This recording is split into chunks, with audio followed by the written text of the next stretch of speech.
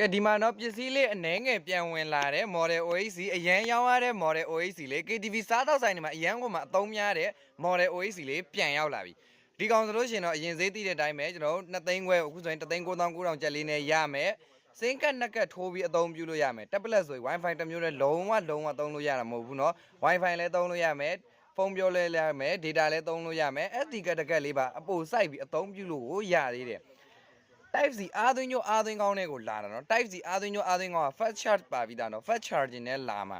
ဒါကြောင့်မို့လို့အမြန်ဆုံးတော့လာဖို့လိုရနော်ဒီကောင်ပစ္စည်းပြတ်တာအရန်မြန်တယ်ပြီးတော့အရန်ရောင်းရတယ်ပြီးတော့အရန်လည်းအသုံးပြုလို့ကောင်းတယ် Model OHC လေးမှာယူခြင်းနဲ့ဆိုအပေါ်မှာပြထားတဲ့ Viber ဖုန်းနံပါတ်လေးကိုဆက်သွယ်လိုက်တော့နော်ကုမ္ပဏီတိုင်းရဲ့မို့လို့အာမခံလည်းတနေ့တိတိတောင်ပါဝင်တယ်လက်ဆောင်ဆိုရင်လည်းအများကြီးပေးသွားမှာမို့လို့အမြန်ဆုံးတော့လာဝယ်ဖို့လိုရနော်ဒါကြောင့်မို့လို့မှာယူခြင်းနဲ့ဆိုအပေါ်မှာပြထားတဲ့ Viber ဖုန်းနံပါတ်လေးကိုအခုပဲဆက်သွယ်မှာယူလိုက်တော့နော်